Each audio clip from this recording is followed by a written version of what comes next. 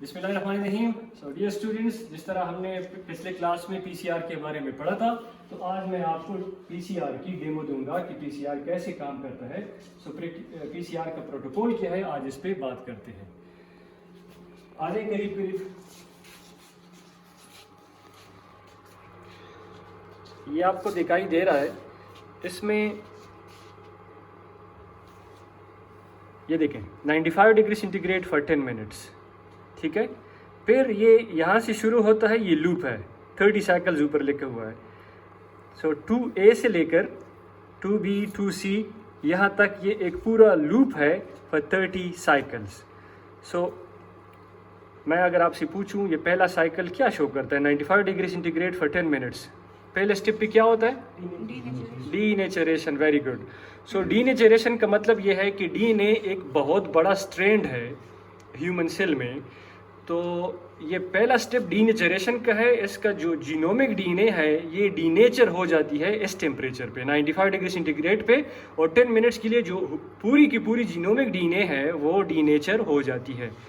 अब दूसरे स्टेप में देखें, ये 2A से लेके 2B 2C ये पूरा एक लूप है, ये 30 साइकिल्स इसके हैं। इसका भी पहला स्टेप जो है वो 95 डिग्री सेंटीग्रेड फॉर 30 सेकेंड्स। दूसरा स्टेप ये देखिए ग्रेडियंट, ये है 50 to 65 degree centigrade for 30 seconds. अच्छा, मैं आपसे पूछूं ग्रेडियंट का क्या मतलब है? ग्रेडियंट पे क्या होता है जी? ऑप्टिमाइजेशन के लिए। Very good. देखिए ये 50 degree centigrade to 65 degree centigrade, क्या मतलब हुआ कि अब हमें नहीं मालूम, ये पहला हम प्राइमर ट्राई कर रहे हैं उस पीसीआर कि इसकी अनीलिंग टेम्परेचर जो है वो ऑप्टिमाइज किस टेम्परेचर पे होगी।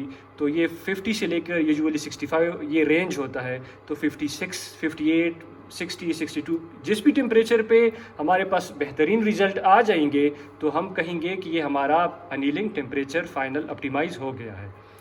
लास्ट स्टेप जो है 72 डिग्री सेंटीग्रेड फॉर 30 सेकेंड्स, ये कौन सा स्टेप है? एलंगेशन। Very good.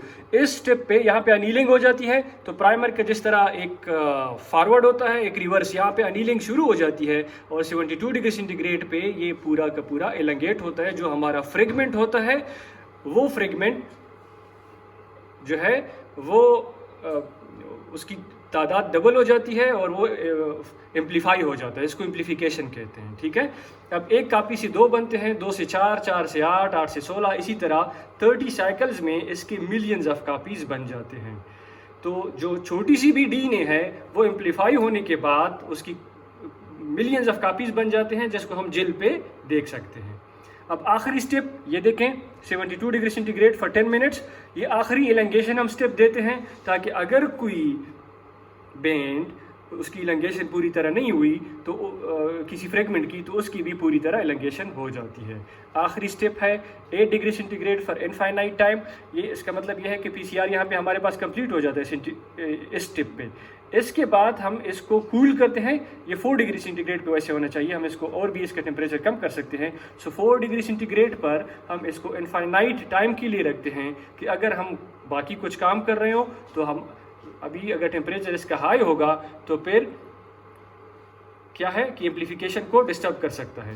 ये 4 डिग्री सेंटीग्रेड पे या 8 डिग्री सेंटीग्रेड पे जब होगा तो हमारा एम्पलीफिकेशन जो प्रोडक्ट एम्पलीफाई हो गया है वो ख़राब नहीं होगा, ठीक है।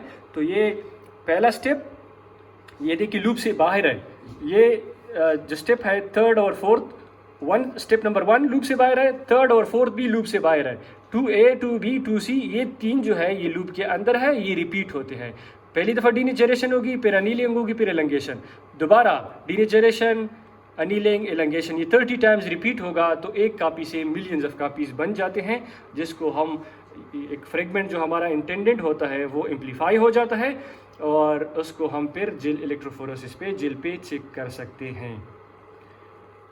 Understand? Yes, sir. Any question? No, sir. Thank you.